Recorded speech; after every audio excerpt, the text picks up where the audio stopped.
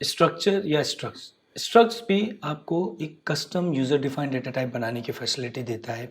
ये composite data type है, यानी कि मल्टीपल डेटा टाइप्स को लेकर आप एक डेटा टाइप बनाते हैं और उसको फिर आप यूज़ कर सकते हैं। एक कंपोजिट डेटा टाइप बन जाती है, उसमें मल्टीपल वेरिएबल्स आ सकते हैं। ये कॉन्ट्रैक्ट की तरह ही होता है, लेकिन फ़र्क सिर्फ ये है, बल्कि बहुत मेजर फ़र्क है कि इसमें सिर्फ वेरिएबल्स डिफाइन हो सकते हैं। कोई कोड, कोई फंक्शन, कोई स्टेटमेंट, कोई एक्सप्रेशन कुछ नहीं आ सकती। सिर्फ और सिर्फ इसके अंदर वेरिएबल्स डिक्लेयर किए जा सकते हैं। बेनिफिट क्या है कि आप जब कॉन्ट्रैक्ट बनाते हैं तो कॉन्ट्रैक्ट का सिंगल इंस्टेंस है जो कि आपके इथेरियम ब्लॉकचेन पे जाकर डिप्लॉय होता है। अब उसमें आपको इन्फॉर्मेशन रखनी है स्टूडेंट्स की। अब स्टूडेंट की इन्फॉर्मेशन या एम्प्लॉयज़ की, स्टूडेंट की इन्फॉर्मेशन में स्टूडेंट का नाम है, एज है, ईमेल है, ये एक स्टूडेंट के लिए। 2 स्टूडेंट, 5,000 स्टूडेंट होंगे तो आपको 1000 स्टूडेंट के इंस्टेंसेस कोई चीज़ चाहिए जो इन चीज़ों को होल्ड कर सके। उसके लिए आपके पास मौजूद है स्ट्रक्ट।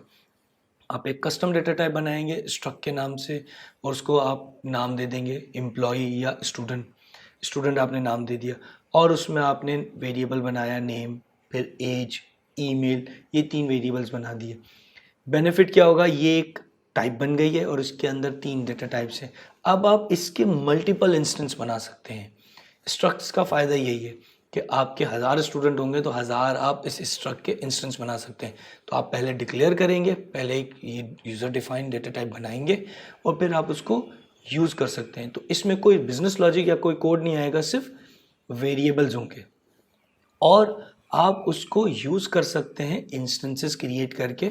स्ट्रक्ट के कीवर्ड से ये बनता है और इसका ऑब्जेक्ट या इंस्टेंस बनाने के लिए आपको न्यू का कीवर्ड यूज़ करने की ज़रूरत नहीं, उसके बगैर ही इसका इंस्टेंस बन जाता है। तो तरीक़ेकार बिल्कुल सिंपल है। आपने लिखा स्ट्रक्ट्स, जिस टाइप की स्ट्रक्ट्स आपको बनानी है, फॉर एग्जांपल आपने कहा employ, curly bracket open, curly bracket close, और उसमें आपने जो वेरिएबल्स करने, सिर्फ डिक्लेयर कर सकते हैं वेरिएबल, इनिशलाइज नहीं कर सकते। वो आपने वेरिएबल दिए और अब आप उसके मल्टीपल इंस्टेंसेस बनाकर उसको यूज़ कर सकते हैं। ये एग्जांपल देखें, आपने एक स्ट्रक्ट बनाया एम्प्लॉय के नाम से और उसके आप नेम, एज और आपने ले लिया इज़ मैरिड। ये 3 प्रॉपर्टीज़, ये 3 वेरिएबल्स आपने बनाए। ये स्ट्रक्चर आपने डिफाइन किया है, डिक्लेयर किया है, ये यूज़ नहीं हो रहा अभी। तो जब आप इसको बनाएंगे तो एक कस्टम डेटा टाइप बन जाएगी।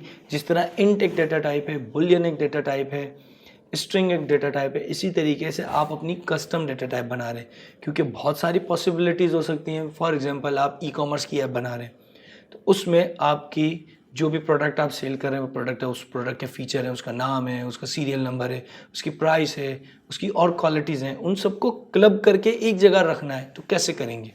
तो उसके लिए आप स्ट्रक्चर यूज़ कर सकते हैं। इस एग्जांपल में भी यही हुआ है कि आपने स्ट्रक्चर बनाया और उसमें 3 वेरिएबल्स डिफाइन कर दिए हैं।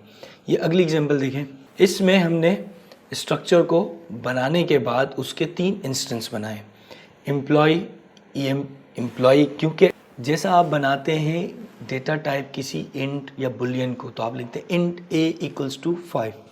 इसी तरीके से आपने लिखा एम्प्लॉय emp1 इक्वल्स टू, अब क्योंकि ये कंपोजिट डेटा टाइप है, इसके अंदर मल्टीपल डेटा टाइप्स हैं, तो आप सिर्फ एम्प्लॉय emp इक्वल्स टू 5 नहीं लिख सकते, आपको मल्टीपल वैल्यूज़ देनी है। तो उसका तरीक़ेकार क्या है, एम्प्लॉय emp इक्वल्स टू, फिर से एम्प्लॉय राउंड ब्रैकेट और उसमें आपने अपनी वैल्यूज़ दे दी।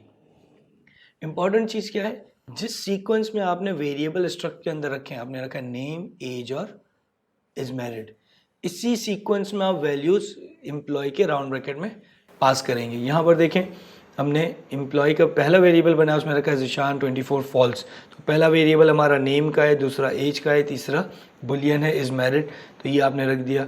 इसी तरीके से एम्प्लॉय 2, तो ये दूसरा इंस्टेंस बन गया, और 3, ये 3 इंस्टेंस आपने बना के यूज़ किए इन तीनों इंस्टेंस को।